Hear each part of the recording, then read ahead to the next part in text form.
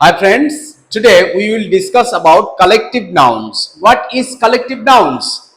আমি গত ক্লাসেই বলেছি যে there are 5 kinds of nouns এবং প্রথম ক্লাসটাতে আলোচনা করেছি common nouns এবং proper nouns, তার মধ্যে ডিফারেন্স কি আছে সেগুলো নিয়ে আলোচনা করেছি। আজকে দেখা যাক collective nouns.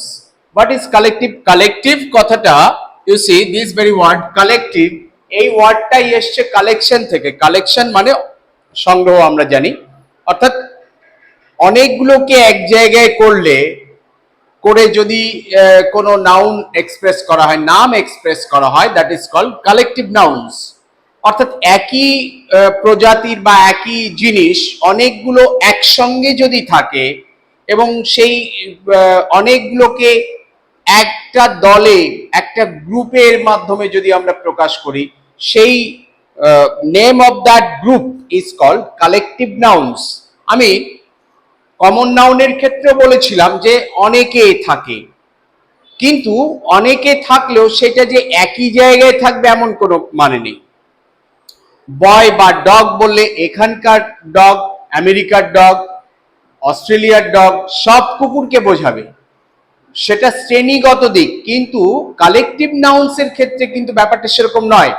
এখানে ব্যাপারটা হচ্ছে ব্যক্তি হোক বা বস্তু হোক বা যাই কিছু হোক না কেন, সেই গ্রুপটা, টিমটা এক জায়গায় অবস্থান করতে হবে।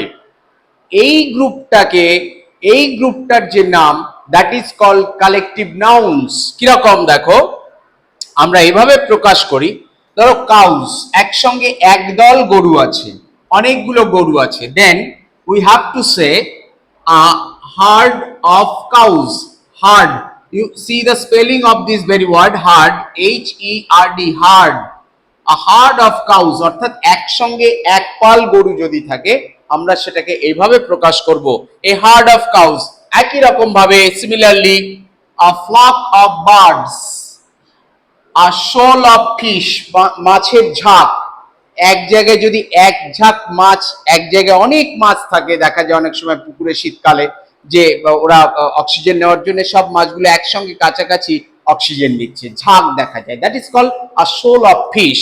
এখন আমরা কেউ প্রশ্ন করতেই পারে যে একটাই ওয়ার্ড দিয়ে কেন গ্রুপগুলোকে বোঝানো গেল না? দেখো, সবকিছুর সঙ্গে সবকিছু সেট করে না। এই যে আমরা বললাম এক ঝাঁক মাছ, এখানে যদি কেউ বলে এক দল মাছ বা এক পাল মাছ, শুনতে ভালো লাগবে না, অ্যাপ্রোপ্রিয়েট হবে না। সেই জন্যই এগুলো আলাদা আলাদা। এক একটা প্রাণীর ক্ষেত্রে, এক একটা বস্তুর ক্ষেত্রে এক এক রকম ওয়ার্ড ব্যবহৃত হয়। তাহলে যেমন এ শোল অফ ফিশ হয়েছে, তেমনি a group of boys, a team of players, a bunch of keys, এরকম ভাবে আরো অনেক অনেক কালেকটিভ নাউন্স আছে, তার লিস্ট আছে, আমাদের জানতে হবে এটা। Thank you very much.